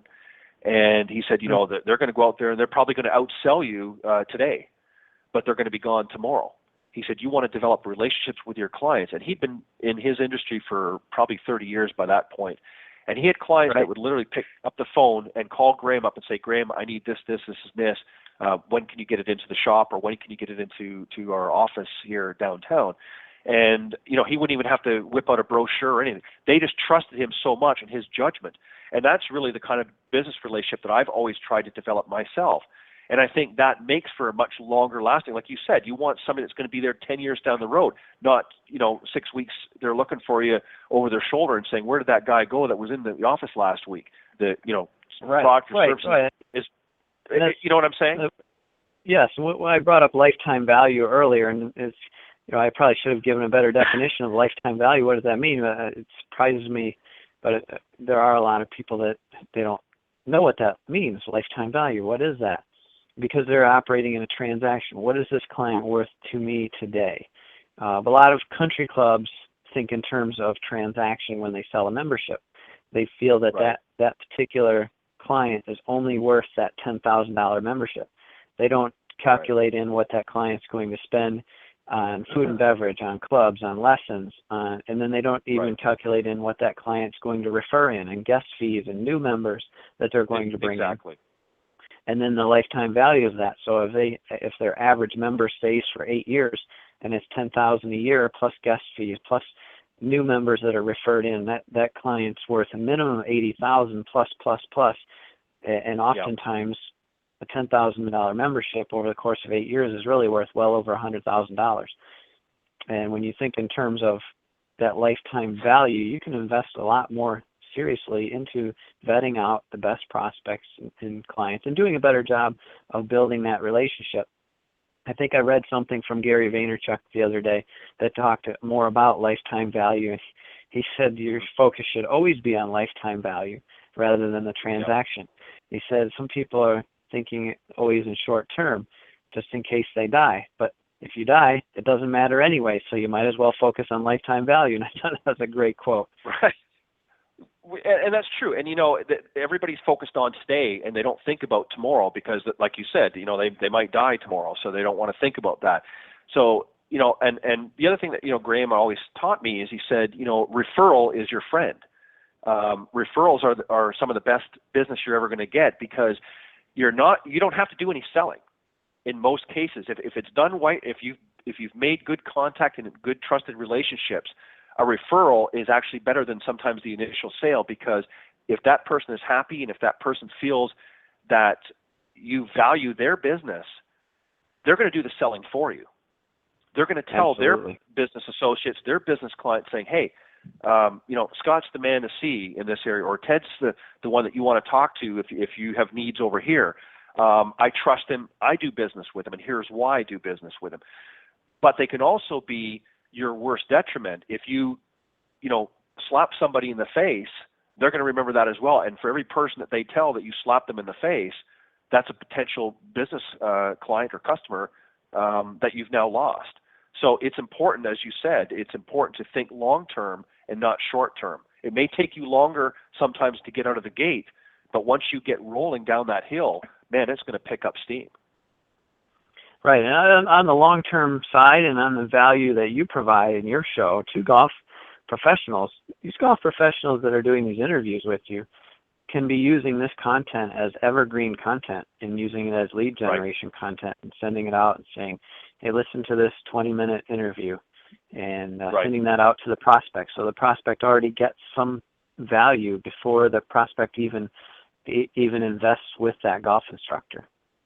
So there's a lot of opportunities that you're providing golf instructors from a lifetime value standpoint that they can use as content over and over again, evergreen. Very good. Well, and thank you. And it also, it gives me content as well. It gives me, one of the things that I get out of this show, besides getting to hear myself talk, is, I always feel that I learn something from the guests that I have coming on the program. And that's important to me because as I learn, then I can continue to modify and expand and change and move in a direction that I feel based on the feedback that I get not only from other professionals but from the audience as well. What they like, what they don't like, that information is important. So, I feel like I'm learning something as well. Every time we have a Coach's Corner panel, there's, it's not just about me providing a venue and a vessel, if you will. It's about me learning as well. How can I make myself a better coach, a better teacher, or how can I expand my business or make it more accessible to more people in a good way? It's not just about getting on the internet and blogging and flogging. I mean, you can get out and talk a mile a minute, but it's about providing value to that service or product. And that's what we try to do, and that's what I'm trying to do with this show. And it's a pleasure and honor to have you guys coming on the show. And that's why, I've expanded to the women's market as well, because they want to have a voice as well. They're interested in getting into golf, business golf, and they want to be able to expand their, potential as well. So that's why, I have both of the programs now. Scott, what's one of your favorite business golf stories? Do you have a success story? Do you have a favorite one? Well, it's ongoing and consistent in that the participants that we have are averaging one new client per event that they do with us. We are very proud of that metric, especially with how we target types of clients that they're acquiring. So they're getting a really good, not only return on relationship, but they are getting a really good return on investment. And if I could give your audience a couple ideas from a client event standpoint, they don't have to be on the course. It doesn't have to be 6, 9, or 12, or 18 holes like we mentioned earlier. There are to just give them some ideas. We host events at our practice facility, and one of our most popular client events is a trick shot and hit it long event where we meet at the practice facility, and I teach their clients to hit golf balls off their knees and some other simple and fun trick shots. And then I'll do a process where I teach them how to add 20 yards to their drive without changing their swing.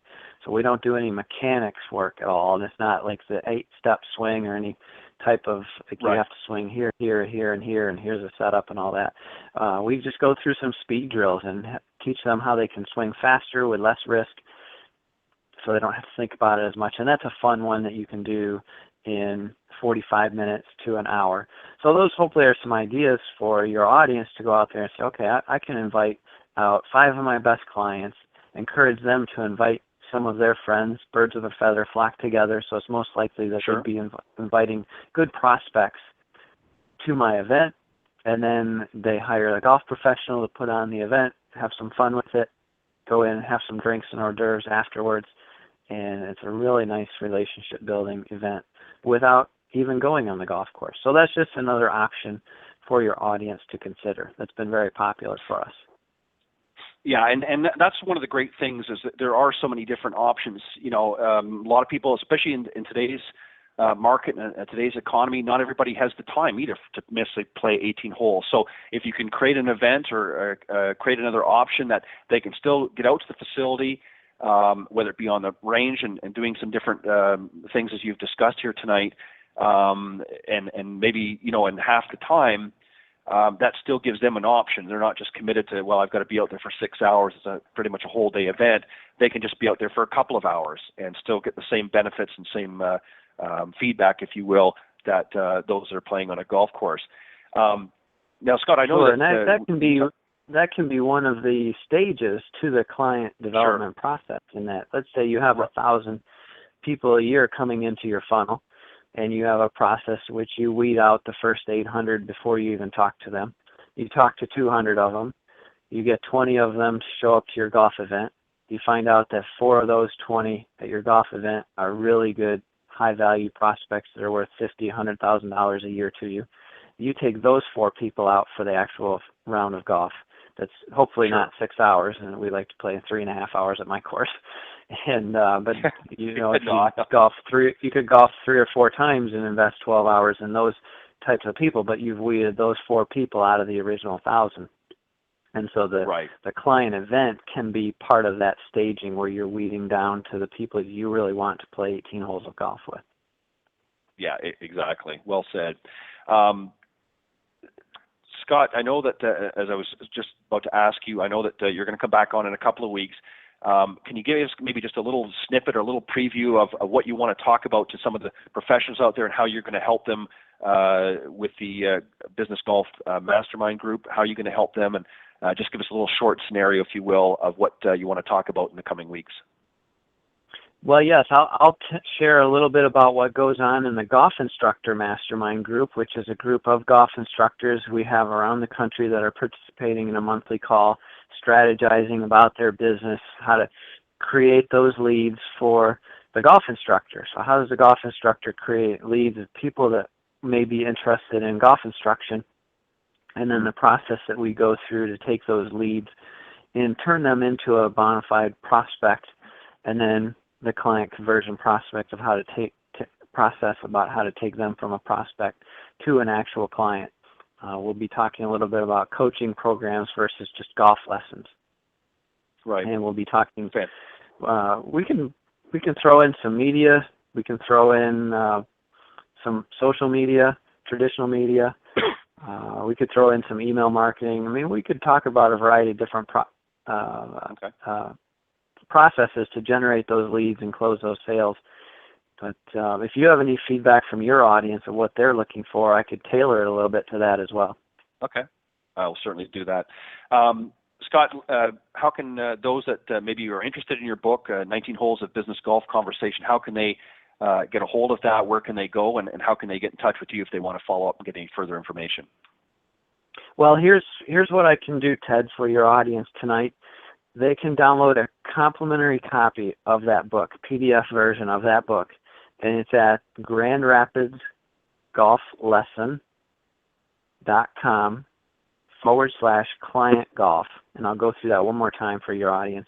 That's Grand Rapids, RAPIDS, Golf Lesson. Lesson is singular, no S on the end of lesson. .com/client golf. And they'll be able to download a complimentary copy of 19 Holes of Business Golf Conversation. Client golf is the /? Yes, /client golf. Okay. Perfect. I'm going to put that up in for the audience so that they can have that information. And Scott, they can also go to GrandRapidsLesson.com if they want to get more information about you as well. If they're interested in getting some help with their golf game, they can also do that there as well. Or and you also, I know you have your other books as well. No, it's GrandRapidsGolfLesson.com. GolfLesson.com, correct. They can go there if they want to get in touch with you, but also if they want to get some of the other resources that you have available. You have some other books as well. They can get information on that. And also, of course, they can download tonight a copy of the 19 Holes of Business Golf Conversation. Scott, I want to thank you, as always, for coming on the show. It's always very interesting.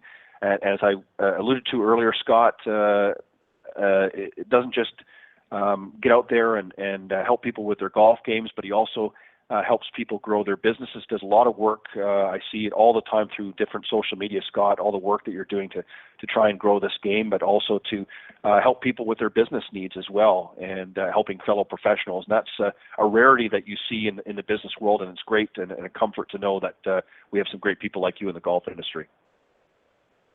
Thank you, Ted. I appreciate it. Great questions, great interview, and thanks for having me on.